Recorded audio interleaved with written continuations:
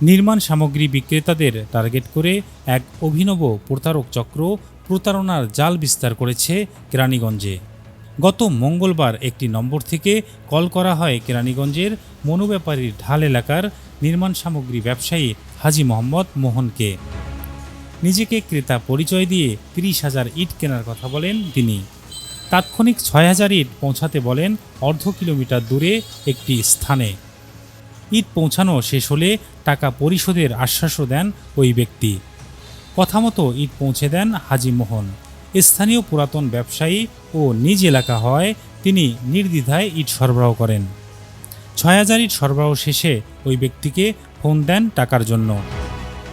Bank থেকে টাকা উত্তোলন করে নিয়ে আসছেন বলে আশ্বাস দিলেও কিছুক্ষণ পর ফোন বন্ধ রাখেন ওই ক্রেতাবেশী প্রতারক। ব্যবসায়ী মোহনের এবার সন্দেহ হলে দ্রুত ছুটে যান ওই স্থানে যেখানে তিনি ইট পাঠিয়েছিলেন। সেখানে গিয়ে জানতে পারেন তিনি ছাড়াও অন্য আরেক ব্যবসায়ীর কাছ থেকে আরও ৬,০০০ ইট আনা হয়েছে একই স্থানে, যা ওই প্রতারকের কাছ থেকে কিনে নিয়েছেন অন্য আরেক ব্যবসায়ী।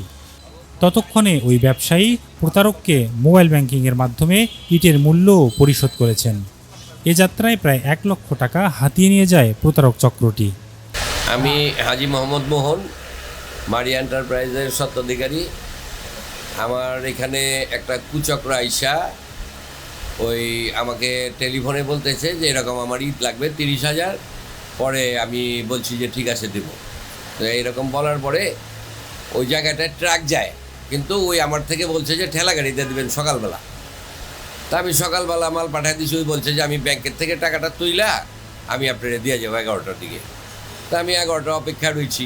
এখনও অপেক্ষায় থাকতে থাকতে দেখি যে ওই আর ফোন রিসিভ করে না। লাস্ট টাইম ফোন যখন রিসিভ করে না তখন আমি চিন্তা ভাবনা করলাম যে এখানে কোনো রকম কোনো সমস্যা হয়ে গেছে।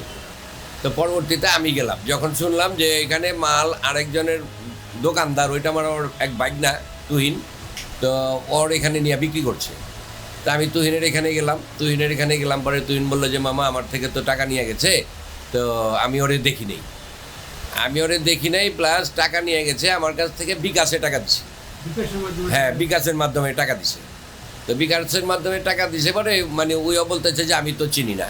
সরাসরি দেখা না দিলেও এলাকায় ঘুরে ঘুরে সম্ভাব্য ক্রেতা বিক্রেতাদের টার্গেট করে মোবাইল নম্বর ও অন্যান্য তথ্য সংগ্রহ করে ফোন কলের মাধ্যমে প্রতারণা করে অর্থ হাতিয়ে নিচ্ছে এই চক্রটিকে ধরতে ভুক্তভোগীরা আইনের আশ্রয় নেবেন বলে জানিয়েছেন।